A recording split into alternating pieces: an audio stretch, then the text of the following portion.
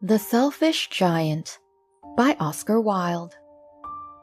Every afternoon, as they were coming from school, the children used to go and play in the giant's garden. It was a large, lovely garden with soft green grass. Here and there over the grass stood beautiful flowers like stars, and there were 12 peach trees that in the springtime broke out into delicate blossoms of pink and pearl, and in the autumn bore rich fruit. The birds sat on the trees and sang so sweetly that the children used to stop their games in order to listen to them. "How happy we are here!" they cried to each other. One day the giant came back.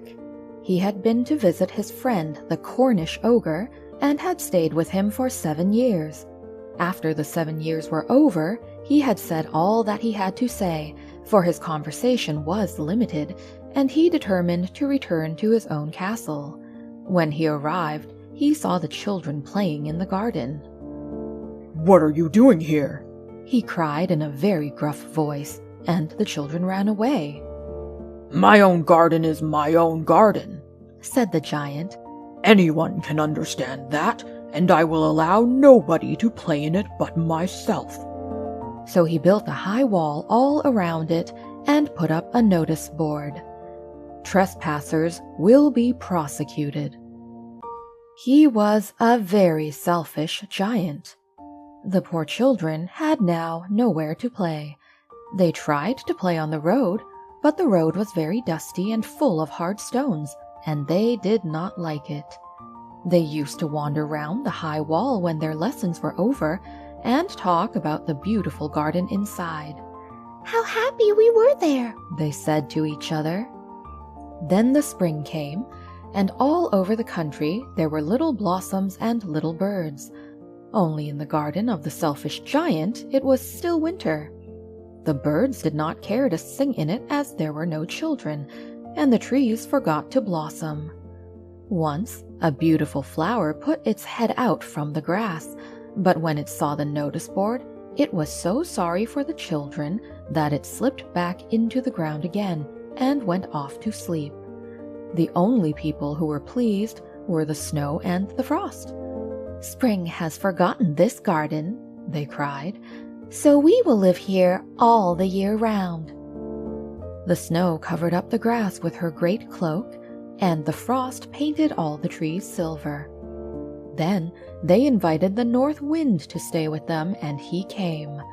He was wrapped in furs, and he roared all day about the garden and blew the chimney pots down. "This is a delightful spot," he said. "We must ask the hail on a visit." So the hail came. Every day for 3 hours he rattled on the roof of the castle till he broke most of the slates, and then he ran round and round the garden as fast as he could go. He was dressed in gray, and his breath was like ice. "I cannot understand why the spring is so late in coming," said the selfish giant as he sat at the window and looked out at his cold white garden. "I hope there will be a change in the weather." But the spring never came, nor the summer. The autumn gave golden fruit to every garden, but to the giant's garden she gave none. "He is too selfish," she said. So it was always winter there, and the north wind, and the hail, and the frost, and the snow danced about through the trees. One morning the giant was lying awake in bed when he heard some lovely music. It sounded so sweet to his ears that he thought it must be the king's musicians passing by. It was really only a little linnet singing outside his window, but it was so long since he had heard a bird sing in his garden that it seemed to be the most beautiful music in the world. Then the hail stopped dancing over his head, and the north wind ceased roaring, and a delicious perfume came to him through the open casement. "I believe the spring has come at last," said the giant, and he jumped out of bed and looked out. What did he see? He saw a most wonderful sight. Through a little hole in the wall, the children had crept in, and they were sitting in the branches of the trees. In every tree that he could see, there was a little child. And the trees were so glad to have the children back again that they had covered themselves with blossoms and were waving their arms gently above the children's heads. The birds were flying about and twittering with delight, and the flowers were looking up through the green grass and laughing. It was a lovely scene, only in one corner it was still winter. It was the farthest corner of the garden, and in it was standing a little boy.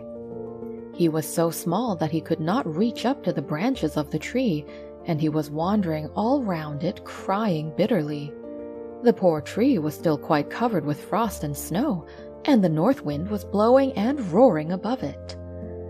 "Climb up, little boy," said the tree, and it bent its branches down as low as it could, but the boy was too tiny. And the giant's heart melted as he looked out. "How selfish I have been," he said. "Now I know why the spring would not come here. I will put that poor little boy on the top of the tree, and then I will knock down the wall, and my garden shall be the children's playground forever and ever." He was really very sorry for what he had done. So he crept downstairs and opened the front door quite softly, and went out into the garden. But when the children saw him, they were so frightened that they all ran away, and the garden became winter again. Only the little boy did not run, for his eyes were so full of tears that he did not see the giant coming. And the giant stole up behind him and took him gently in his hand and put him up into the tree. And the tree broke at once into blossom, and the birds came and sang on it, and the little boy stretched out his 2 arms and flung them round the giant's neck and kissed him. And the other children, when they saw that the giant was not wicked any longer, came running back, and with them came the spring. "It is your garden now, little children," said the giant, and he took a great axe and knocked down the wall. And when the people were going to market at 12 o'clock, they found the giant playing with the children in the most beautiful garden they had ever seen. All day long they played, and in the evening they came to the giant to bid him goodbye. "But where is your little companion?" he said. "The boy I put into the tree." The giant loved him the best because he had kissed him. "We don't know," answered the children. "He has gone away." "You must tell him to be sure and come here tomorrow," said the giant. But the children said that they did not know where he lived and had never seen him before, and the giant felt very sad. Every afternoon, when school was over, the children came and played with the giant. But the little boy whom the giant loved was never seen again. The giant was very kind to all the children, yet he longed for his first little friend, and often spoke of him. "How I would like to see him," he used to say. Years went over, and the giant grew very old and feeble. He could not play about any more, so he sat in a huge armchair and watched the children at their games, and admired his garden. "I have many beautiful flowers," he said, "but the children are the most beautiful flowers of all." One winter morning, he looked out of his window as he was dressing.